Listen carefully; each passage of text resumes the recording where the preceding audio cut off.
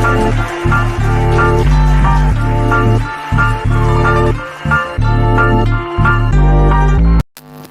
following is a hockey podcast out of Vancouver and Surrey, British Columbia. It'll only consist of a lot of puck talk and even more BS, or in actual words, banter and satire. Enjoy, and as always, go Canucks go.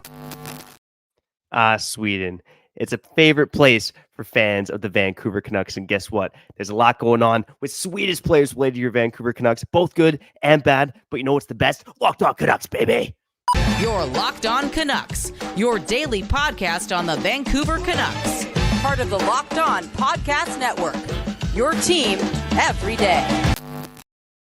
Hey, welcome to another episode of Locked On Canucks, the last one of 2023. My name is Trevor Beggs, co-host here on Locked On Canucks, and also a Canucks writer for Daily Hive Vancouver. And yeah, I had to write about that atrocious game last night, which we might touch on at some point during this episode.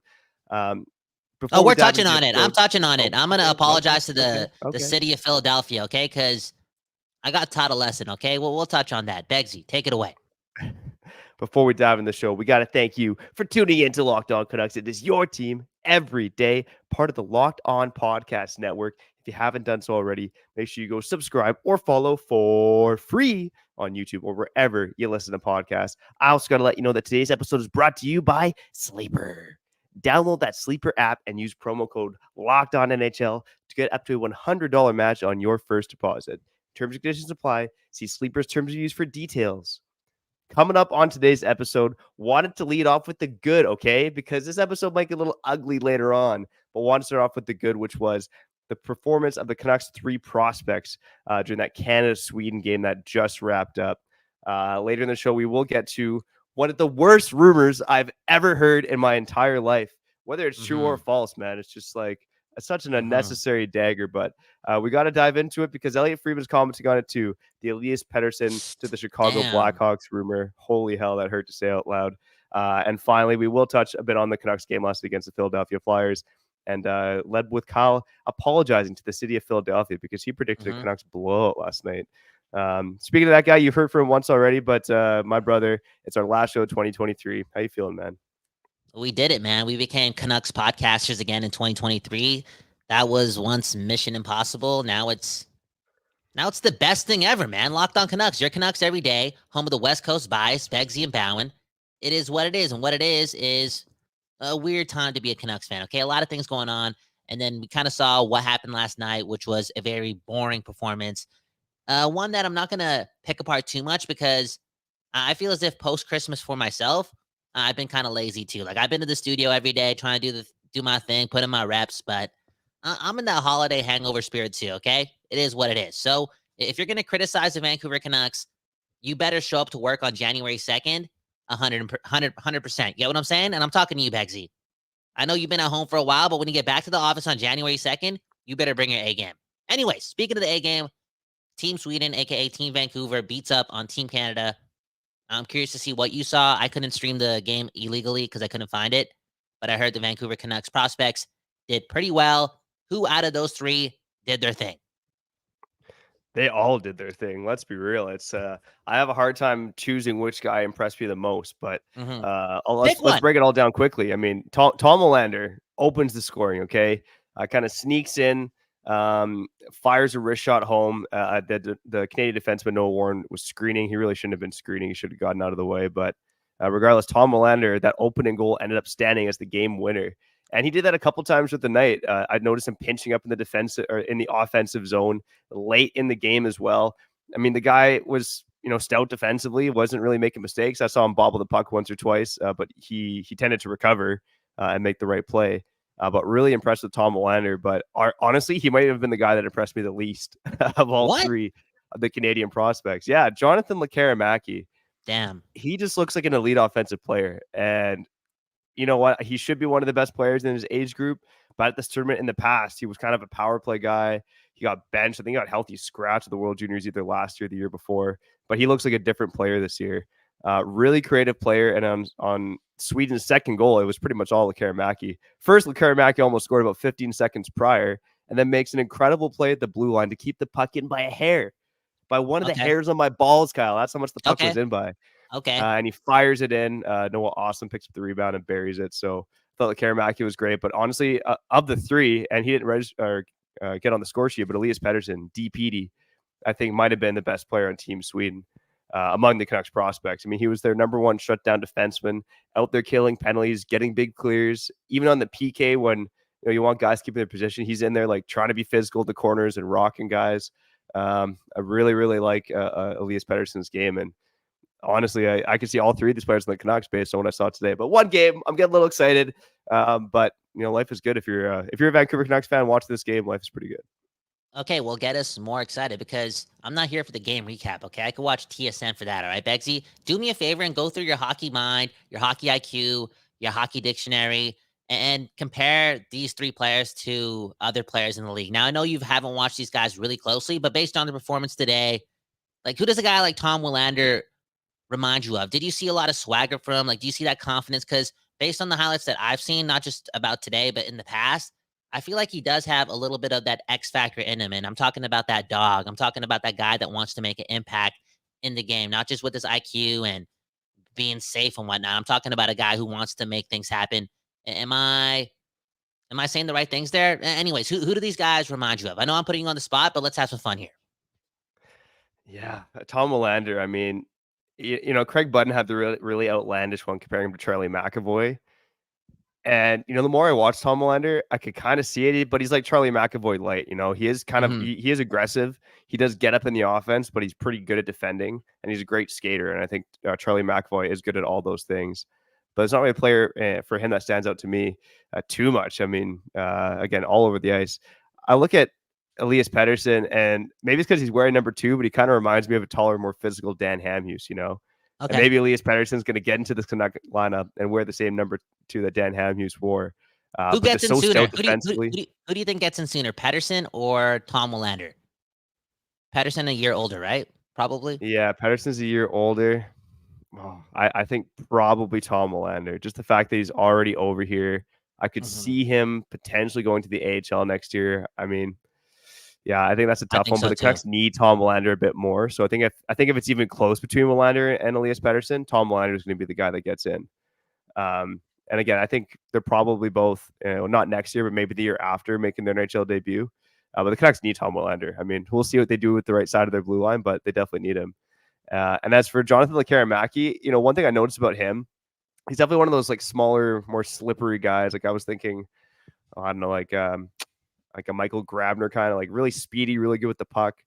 But he does, I think he needs to play with bigger players on his line. Even in this game, he gets pushed around a bit.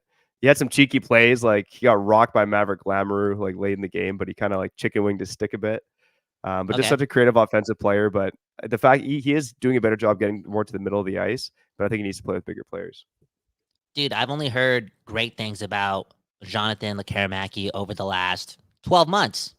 I feel as if the improvement that he's had in his game is so evident, and it kind of has like the hockey world / the Canucks prospect world, like the people who cover that side of things, on their hands and knees. Like they're like praising this dude, you know what I'm saying? And I saw one tweet from Cam Robinson talking about how he's probably Team Sweden's best player.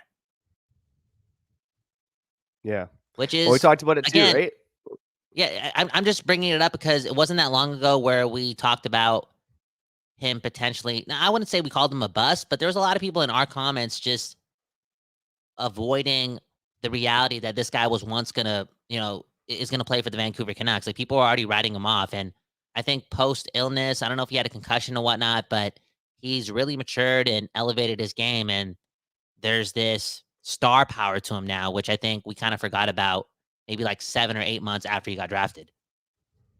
Yeah. It was easy to rag on the pick, right? You get this like slight guy not performing well. Swedish general manager drafts a Swedish guy, and that bias is still out there, man. Even in 2023, almost 2024, it's like, can this small European player play at the NHL level? And I think we're seeing it happen more and more. But I think there was legitimate concern about Karamaki because I know he dealt with stuff, but he did not look good in his draft plus 1 season. Didn't look good at the World Juniors, but this just looks like a different version of Karamaki. Scoring goals in the SHL, beautiful. Really being a creator, like a high-end offensive player for this Swedish team right now. I mean, we said it a couple of days ago, right? Like Karamaki could be the MVP of this tournament. And I'm still sticking by that right now because he could be their MVP. He's looked damn good. Dude, the Canucks need more high-end wingers in their system and potentially on their roster within the next 24 months. And hopefully he's here sooner than we think. And he's, again, elevating his game, whether it be with JT Miller or Elias Pettersson, two of the best centers in hockey. And two guys that we are going to touch on in a couple minutes because I'm more than frustrated, man.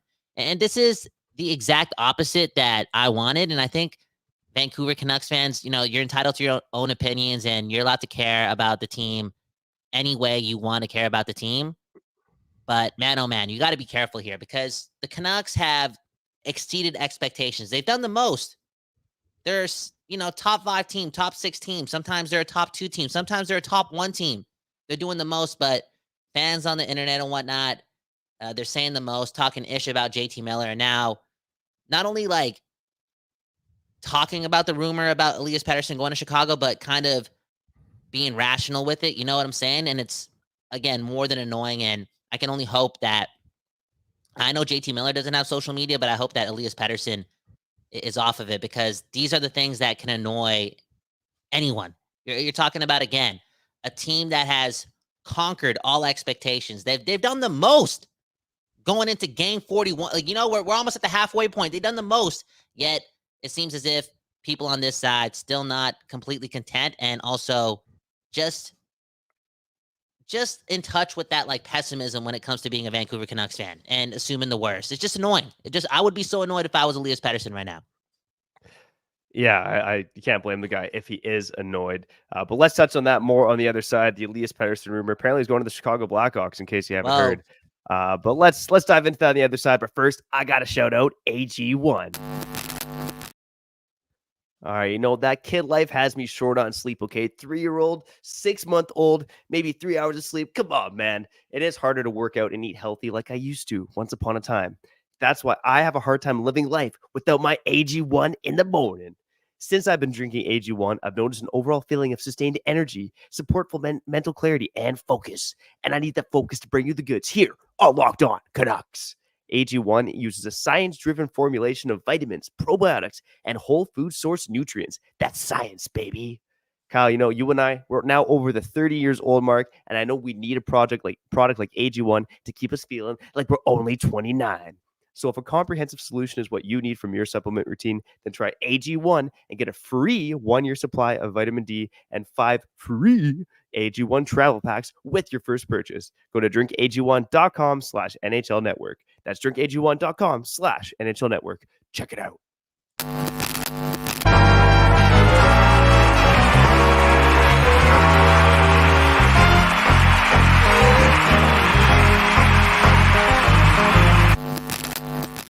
Okay, we back on another episode of Locked On Canucks. My name is Kyle Bowen. That right there is Trevor Beggs. And man, oh man, this is the show that gives you only the West Coast bias and also the show that has to do the most and defend its best players. I'm sorry, we have to do it, especially after this team picking up points in 9 straight games. I know they just lost to the Flyers. I know JT Miller looked horrible. I know Pettersson looked pretty bad too. And I know there's those rumors out. I've also seen people on Twitter criticize JT Miller a lot recently. Yo, if you're a Canucks fan, I would do the most to ignore Twitter because irrationality, man, it's the only thing that's apparent there. And again, a lot of people just not satisfied with what the star players are doing right now from what I'm seeing, and B, again, actually like making love to this rumor and saying stuff like, yeah, this makes sense. And if the Canucks don't sign Pettersson by the trade deadline, they could see something like this happen. And now we're hearing Elliot Friedman say, yo, this and that. Beggsy, am I getting too emotional? Because, again, I don't see any truth to anything, okay? For real. No, I think Canucks fans have a right to be angry about this one because this is going to be one of the most this is more triggering than, the Chelsea dagger being played in the Canucks locker room, okay? It's that level of cringe. And like I said, it feels like we have to justify it here on Locked On Canucks because it's now been brought up by Elliot Friedman, right? And he's, for lack of a better term, the godfather of hockey insiders. I guess maybe that's Bob McKenzie, but you know what I mean. And kind of Elliot Friedman said that, Matt Murley, the guy who started the rumor on Spittin' Chicklets, he said Matt Murley is, quote, not an idiot. And he hears things out there. So But who knows, right? Like I don't know anything about this Matt Murley guy. Like it's almost more likely that yeah, he could hear things, but maybe he wants to trigger the Canucks fan base. I mean, this is a fan base that seems pretty easy to trigger, especially if you're hanging out on Twitter. Yeah. Who knows? Maybe he's got some vendetta against Vancouver, because to me that doesn't make a lot of sense, right? Unless Elias Pettersson just secretly loves the city of Chicago. And I guess that's why this is always a debate, right? Because it's like we're not reading Elias Pettersson's mind, but you're finally on a team that's playing winning hockey. You're about to go on a playoff run potentially, and you're playing in a city that absolutely loves Swedish players. We talked about it from the get-go on this episode. Look at the title of this episode, The Swedish Diaries, Vancouver Canucks edition. This is the Swedish Diaries. Elias Pettersson leaves Vancouver. I'm not buying that narrative one bit, man. And I've read some stuff out there too about how people are like, well, if he doesn't sign by the trade deadline, then people should start worrying. Dude. Maybe he doesn't want to sign during the season, right? Some players are like that. He made some that fans clear. are definitely going to be concerned about that. Yeah, he said that publicly, right? So Yeah. we might be triggered by it, but gotta try not to be triggered by it. If he doesn't sign by the end of the season, that shouldn't be the end of the world. Like maybe he does want to see what kind of run they go on, right? So anyways, it's just a disgusting rumor, and I'm not here for it. Bro, it's it's one of those things that was going to happen because he still hasn't signed yet. You know what I'm saying? I think Elliot Friedman alluded to that too. Like, Pettersson can, what's the word I'm looking for? He can destroy this rumor. He's the one that can get rid of this one. Yeah, that's such BS, man. That's so unfair to Pettersson. Dude, I'm talking to so unfair, man. And Elliot, man, I love you, dude. I've never met you or talked to you in my life. But bro, the fact that you continue to just, I'm not going to say you harpoon on us, but he just loves doing this. He loves doing this, man. He loves, quote unquote, confirming things that would ignite the fan base here and / just, again, annoy Pettersson, man. I honestly feel as if, like, these things can turn him off.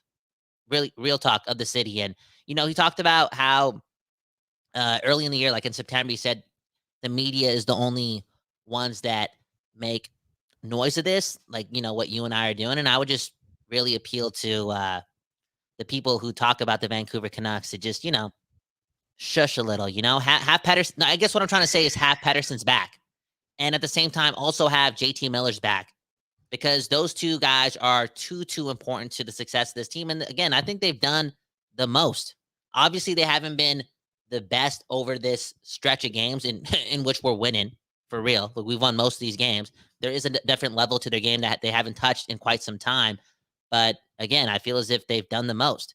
You know how much pressure was on those two guys going into the season? This whole team?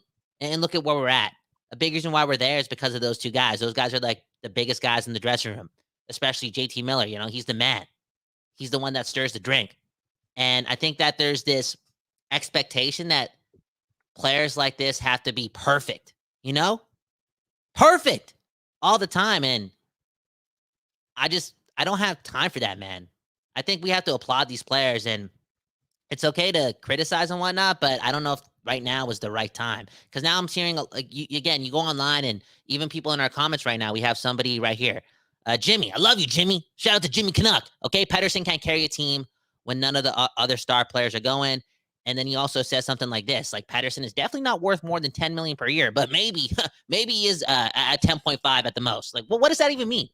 You get what I'm saying, though? Like, these guys are those guys. It really doesn't get better than those guys. Like, if it does, it's Austin Matthews, it's Connor McDavid and whatnot. But man, oh man, we should be counting our blessings and just supporting these guys. Again, look at the Canucks record. Relax. Yeah, you got to relax. And to that comment about Pettersson not being able to carry the team, if the whole team's not playing well, like either can Connor McDavid, right? Like, maybe for a couple of games, sure, a star player can win a game on his own, but consistently, not even the best players in the world can carry a team to success. Like, it's a team sport. It's arguably one of the biggest team sports out there, right? Like, this ain't basketball. The stars don't play 90% of the game. You really need a strong team to win in the NHL. And again, I think, right, like you said, Kyle, Vancouver should be blessed to have these two guys at the helm. Pettersson's going to get a big payday, and I think Canucks fans should embrace that, right? Because he definitely deserves it, and we talked about he could hit 110 points. Now, I will say this: let's just fall down the rabbit hole for one. Okay, go evil, Trevor. I know you're trying to get dark here. Yeah. Go do What it. if Matt Murley was onto something with this rumor, but it wasn't that Oh, Pettersson wanted to play with Chicago. It's that the Vancouver is considering trading Pettersson for Bedard. Would you do it? nah, yeah, okay. Now you just come on. There's no way because You want to trade Pettersson for Bedard? well, if you want to talk about in all seriousness, like obviously Chicago wouldn't do that, but I don't even think Chicago has the pieces to make a trade happen for Elias Pettersson. Like there's few teams that can make that trade happen. You know what I'm saying? It's just the Yeah. truth. Like if Pettersson doesn't sign with the Canucks, I'm sorry. I got all the love for the guy, but dude, you just gotta play hard to get and not move him. You know? What are you gonna do, Pettersson? You know what I'm saying? Straight up, he's too important. He's too important. Okay, we have another comment from Jimmy Canuck. All right, Pettersson only scores when the team is playing well. Where is he when the Canucks have a bad game? I look at the little things, okay? I really do all the time, especially with Pettersson because he does so many little things, little/big things. Bro, there was a moment in the game. I think we're losing 3-0. It might have been 2-0. Who knows? And this guy tried laying the boom, laying the hammer on a Yeah. defenseman behind the net. You saw that too? Yeah, Nick Steeler. Yo, Yeah. who else is doing that on the Vancouver Canucks consistently? It's only Elias Pettersson that's really trying to use his body and be physical. And quite frankly, in a year where he doesn't have a contract, put his body on the line. He's a smaller player and he's engaging physically. That guy's a dog. You want that guy on his team. Again, right now, he's not playing at his best, but when I see things like that, that's a guy who I want representing my team. And the same thing goes with JT Miller, bro. So emotional. Sometimes he's not at his best, but I feel as if, especially early on this season, there was like a stretch of 25, 26 games where he was our best player because of the fact that he was always engaged. And you got to support these guys. It would be different if we were like in the middle of the pack and our record was like at 500. But right now, based on what this team has done, bro, we should do nothing but support these guys because they've shoved it up our rear end, you know? And right now we got to be soft and gentle with these guys because they need that support, man. That, you know, that manifestation, that energy, that love, like, dude, they need that. And right now is not the time to turn on these guys because that's some weird, dark energy. Because if I'm not saying, again, I spent some time on Twitter. Twitter's a dark place. YouTube's a different place, right? YouTube, Spotify, whatnot. I feel like people are lighter and more supportive. But for those people on Twitter just talking the most ish, y'all don't deserve a good team. And y'all don't deserve superstars if that's the way you're treating them. Oh, come on. Vancouver deserves their superstars, man. It's I ain't here to criticize the market, okay? I was just thinking, you know, maybe we should have a locked on bingo card, man. Every time you mention shoving something up someone's rear end, like Yeah, I know, someone takes man. a I don't drink, know. you Maybe know? I'm It's a into that locked on stuff right now. conversation game. Anyways, Elston Gunn. Okay, to be fair, PD definitely deserves some criticism. Again, he hasn't been at his best. I know that. Like for real, like you talk about the power play really, really struggling. I don't know if you had that Jeff Patterson stat in front of you, which is Yeah. really ridiculous. Like that stat is like it opens up your eyes. It really does. Patterson's a big part of the reason why the Canucks power play has been underneath mediocrity. He has to elevate, you know, he really does. But at the same time, when I see him engage physically, which is not why we're paying him to play hockey. I know that's not the case, but when I see things like that, it's like, dude, this guy's a dog. This guy's a dog. Yeah. And I support And that. You know, honestly, it's not like he's doing nothing. And honestly, Pettersson not playing at his best is still probably about a $10 million player. Let's be real, right? He's still like up there among the league leaders in points. He's still having his moments defensively. Like honestly, and I thought about last night. I think the Pettersson line was probably the best line the Canucks had last Dude, night. I know the first third 30 line minutes scored are a great. goal, but yeah, exactly. And that game against the Stars too, one of our other losses recently. I think Pettersson was that line with Pettersson was one of the best lines in that game as well. So, but Pettersson's still doing his thing, man. Still a great hockey player, still deserving of the dough, and let's just embrace this guy, man. All right, come on. Embrace Pettersson's it, gonna lead us man. to a Stanley Support. Cup, man. It's Come on. gonna be fine, bro. It's gonna be fine. Like we've seen Pettersson do this in the past, man. Like he elevates, man. Same thing with JT Miller, man. Like these guys have exceeded expectations, you know, this season so far. Especially a guy like JT Miller. I guess for Elias Pettersson's sake, like you and I were talking about 120, 125 points. He has fallen off that expectation. Like he's still around 100 points projected. There's still a lot of room for him to grow, and I think he'll get there. I think this guy's had, like, it's not the easiest road for this guy. Like the contract situation, all that jazz, but also just revolving doors around his wingers. You know, like Kuzmenko hasn't been there, and I think yesterday in the first 30 minutes against Philadelphia, the first day after the holiday break, these guys could have had 2 or 3 points. Like it's there. It's there, man. But you know, they faced a hot Flyers team, and Philadelphia is just the Canucks' kryptonite. here in 2023. Thankfully, we won't have to see them again unless there is a Leave fever-like JT alone, man. fever-like Stanley Cup final with the Flyers and the Canucks in Dude, 2024. I'm trying to pull out an image that I really want. I know we're running out of time here, but I'm just so effing mad, bro. It's like, dude, man, son of a. Okay, I got it. Okay, can you break this down for me? I know we're running out of time, but the people are here. Shout out to everyone watching us on YouTube and whatnot. Look at this, okay? So we have Andy and Rono with this player card, okay? And they gave JT Miller a 64. And then we have Taj, who's one of my favorites in the Vancouver world. I've been following this guy for a decade plus, but this guy is sometimes he's super bitter, okay? And he's talking about JT Miller, okay? So underlining numbers basically back up what I've been saying about JT Miller for years. Great in the offensive zone when not 5-on-5, below average everywhere else. Casuals will keep quoting hockey card stats, though, okay? So he's taking a shot at casuals, only looking at his goals, assists, and whatnot, and giving him all the credit in the world. And it's like, dude, look at what you're doing, Taj. You're quoting another type of hockey card, the new modern hockey card. You know what I'm saying? Dude, if JT Miller is picking up goals and assists and he's around the 90-point mark, the 100-point mark, I'm not complaining. I'm not complaining at all. A lot of players can't do that. Like, you can't expect perfection. You know what I'm saying? From everyone. This all being said, I think we have to be careful and be, supportive of these guys, because there was a 25-game stretch, a 20-game stretch where we saw a different level of JT Miller. Like, it wasn't just him producing points. It was him playing against the best players in hockey and doing his best. Yeah, I think roll difficulty on that card plays a huge role there too, right? Like, you saw that 91st percentile for roll difficulty. And yeah, his defensive impact hasn't been great, but I've said it all along here on Locked On Canucks. I do think the analytics are harsher to JT based on what I'm seeing on the ice from him, right? Like, he makes mistakes. He's not a perfect defensive player. Look, this guy he's not JT Bergeron. He's JT Miller, okay? Yeah. And yeah, I think he's still a pretty good defensive player. And overall, he's impressed me. I don't think he's been, I guess, as sharp, but I mentioned it before. I mentioned it before that, hockey's a team game. And, before that, Miller line had Hughes and Hronek, who were playing astounding hockey defensively, and they were on the ice with Miller a lot. Now that duo is not playing as well defensively, and they haven't been on the ice with Miller as much. So I think that makes a difference too, right? Like, we want to tie all these individual Corsi for and scoring chances for against to one player, but hockey's such a team game that you're a product of the environment around you. And I think JT Miller's suffering a bit because of that as well. I know, Trevor. I went a little overtime there. I'm passionate right now, okay? The higher ups, the people at Locked On Podcast Network, they're going to be like, yo, you got to your second ad at 28-minute mark? What are you guys doing?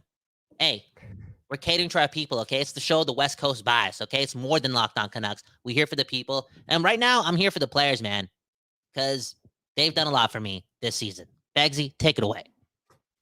All right. Well, keep your apologies short in the final segment of the show here on Locked On Canucks. Before we get to the final show, though, I got to shout out Sleeper. It's almost the halfway point of the NHL season, and Canucks fans, I don't care what happened last night. You got to be pleased with what's been happening. And you know what? The Canucks, they're up there in the standings, and you could be up there by winning big when you play daily fantasy hockey on Sleeper, the official daily fantasy app of the Locked On NHL Network. Sleeper is my number one choice for daily fantasy sports, and especially daily fantasy hockey. Because with Sleeper, you could win 100 times your cash in daily fantasy hockey contests. All you have to do is pick legit studs like Elias Pettersson, JT Miller, or Brock Besser will record more or less than their Sleeper projections for things like goals, assists, saves, plus minus, and more in a given game. To win a 100 times bet on Sleeper, you need to correctly predict the outcome of 8 player stats. You heard me, Canucks fans. You can win 100 times your money playing daily fantasy hockey with Sleeper. So start paying attention and nail your picks so you can start winning big. Use promo code LOCKEDONNHL and you'll get up to a $100 match on your first deposit. Terms and conditions apply. That's code LOCKEDONNHL. See Sleeper's terms of use for details and locational availability.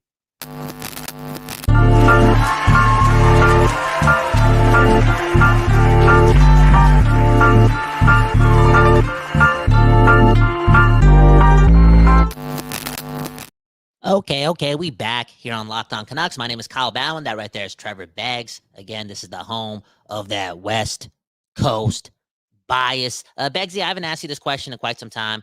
Keep it quick with your answer. I know you're going through a cold. I kept saying it was an ear infection because people were like, yo, why is Trevor opening his mouth, blah, blah, blah. Like, people are leaving that comment. And I was like, yo, this guy's part of the Illuminati, a.k.a. has an ear infection, but that's not the truth. You have a cold. So again, how you doing? Oh, dude, I think I have like 30% of my hearing right now, man. It's a messed up cold. Like, yeah, my ear, like this ear right here is like totally clogged, man. Actually feels better with Mhm. the headphones on for some reason, but I never had a cold like this in my life. Hey, get well soon. Take care. I'm gonna pray for you, and I'm gonna send you some almonds, okay? Because a mouthful of nuts saves the day. I don't know if you heard about that Yeah, one. that's why I have my mouth open, man. Come on. Oh, this guy wants the nuts in his mouth, baby. For real. Anyways, Callum talks about Tom Willander, reminding him of a way Hmm. more skilled Kevin Bieksa. Dude, I'm hoping Tom Willander is like 89 to like 91 overall. Okay? That's just the truth. Real talk. Anyways, let's talk about that game last night for a bit. Yeah, I do want to apologize to the Philadelphia Flyers, okay? Because I look at their roster and I see a lot of like, again, I'm going to use the NHL overall rating reference. Like, I see a lot of guys that are from like 78 to like 85 overall, like a bunch of those guys throughout their lineup. And I'm like, yo, you guys are not going to, y'all ain't going to beat us the first game after Christmas, okay? Our guys are rested and whatnot. And what happened? I'm not going to say these guys kicked our ass, but they played hard the whole game. And they've done that twice against the second place Vancouver Canucks. And I'm actually convinced now that that team is A, completely bought in, and B, gonna make the playoffs. / not gonna trade Sean Walker, who did score on us. I think that's his name, the guy that you brought up yesterday Yep. that the Canucks Yep. could acquire. I was just super, super impressed with, again, how bought in they were and their tenacity. And a lot of that has to do with the worst coach in Canucks history, John Tortorella, just convincing these guys to buy in. And we saw it early on, man. The game could have been completely different, but there was Philadelphia not only skating hard, but blocking a ton of shots, including one off of Kuzmenko's stick, in which Pettersson fed Kuzmenko. Okay, he could have got a point there, and a lot of you guys would have shut up for real. Anyways, Kuzmenko missed an open net because, yeah, they blocked a shot. Just overall impressed, and I do think the Philadelphia Flyers are legit.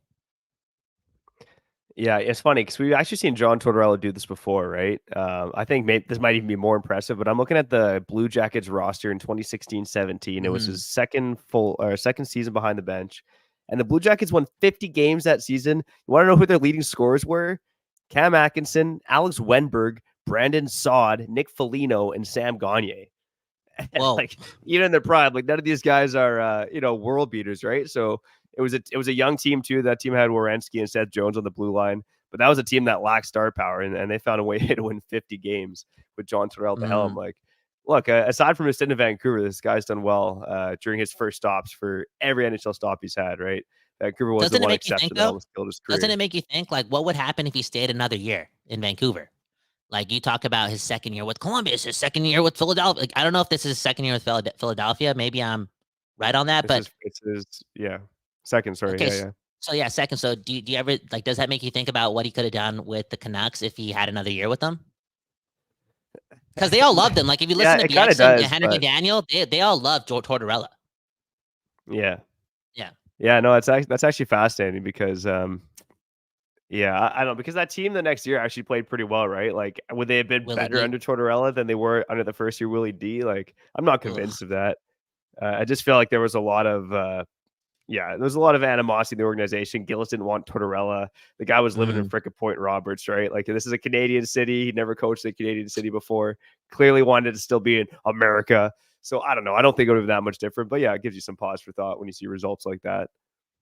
Yeah, it was again just such a fascinating time to be a Canucks fan because we were going through such a harsh transition. Like it was like a dagger, boom, bam. Like it went from AV winning President's trophies to losing against the Sharks to okay, John Tortorella, and now he's beating up coaches in the hallway. Like it was just like dysfunctional. And fast forward to 2024 now. Like this is the last episode of Locked On Canucks in 2023. Dude, the Canucks are doing a lot, doing the most, like exceeding expectations and shifting culture. And a big reason why they're shifting culture is because of the players they have at the top, and the old men that they have in the organization now. And again, I'm not gonna like be completely biased towards the Canucks the whole time. Like I'm gonna speak my mind and do my thing, which I'm doing right now. But right now, the way I am feeling is I gotta favor these guys and favor their emotions and like, yo, just support them. Again, like I might be slurping all over the Vancouver Canucks right after a 4-1 loss, but I feel like they deserve that, bro. They deserve that. They deserve to have their nuts in my mouth. What? Ooh, geez, wow. What a way to end the last Okay, no, show one last of, question. Okay, one 2023. last question. Okay. How much you paying Pettersson? How much you paying Pettersson? Because look at this. How is Pettersson worth more than JT Miller at all? At the most, Pettersson gets 10.5 per season. Miller's getting 8.5 per season. Because Pettersson's, dude, when Pettersson's crazy, he's an alien. He's really good. And the Canucks also disrespected him the last time he was up for an extension. Anyways, Begsy, take it away. And one love to all the listeners and all the viewers. Happy New Year. One love. Support your people. Ask your friends how they're doing. And don't worry. Be happy. Peace. Don't worry. Be happy. Elias Pettersson's going to re-sign in Vancouver. And hopefully at a reasonable cap hit. I mean, look, this is the way I've always thought of it, is looking at the David Pastrnak contract. And we talked about it a couple months back, where we said that, Elias Pettersson, if he was making David Pastrnak money and the cap goes up by a projected $4 million, he'll be worth $11.75 million. Now you look at his numbers this season, and unless he has an uptick, which could certainly happen, he's not going to be what David Pastrnak was last year when he signed that deal. So for me, I still kind of look at the $11 million as kind of in and around what you want to pay Pettersson. If you get him for less than $1 million, I think you've done pretty well. But to that comment as well, I think Pettersson is definitely more skilled than JT Miller, right?